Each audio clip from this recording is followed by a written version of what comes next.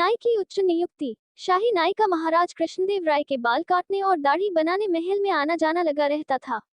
जब वह राजा दरबारियों को देखता तो स्वयं भी राजा दरबारी बनने सपने देखा करता था। एक दिन जब वह महल आकर महाराज कृष्णदेव राय के शयन कक्ष में गया तो देखा कि महाराज गहरी नींद में सोए हुए हैं। उसने सोते सोते ही उनकी दाढ़ी बना दी। महाराज जब उठे और देखा कि उनकी दाढ़ी बनी हुई है तो बहुत प्रसन्न हुए और उन्होंने नाई को बुलवाकर कहा, हम तुम्हारे काम से अति प्रसन्न हैं। मांगो क्या मांगते हो, आज हम तुम्हारी हर इच्छा पूरी करेंगे। नाई तो ऐसे ही किसी अवसर की ताक में था। वह हाथ जोड़कर बोला, महाराज, यदि आप मेरी कोई इच्छा पूरी करना चाहते हैं तो मुझे अपना दरबारी बना लीजिए, क्योंकि मेरी आपका दरबारी बनने की इच्छा है। महाराज कृष्णदेव राय ने बिना सोचे समझे ही उसे अपना दरबारी बनाने की हामी भर दी। नाई बहुत खुश हुआ और सभी जगह ये बात बताने लगा। जब दरबारियों को ये बात पता चली तो वे चिंतित हो गए। नाई को दरबार के कार्यों की कोई जानकारी नहीं थी।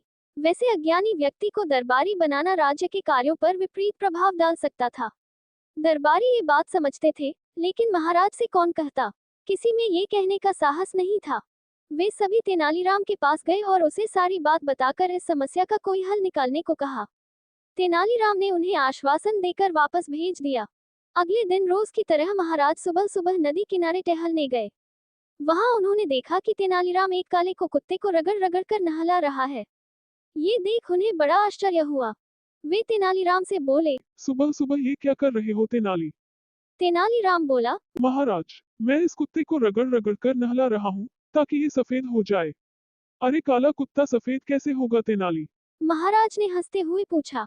महाराज, जब एक अयोग्य व्यक्ति राजा दरबारी बन सकता है तो काला कुत्ता भी सफेद हो सकता है।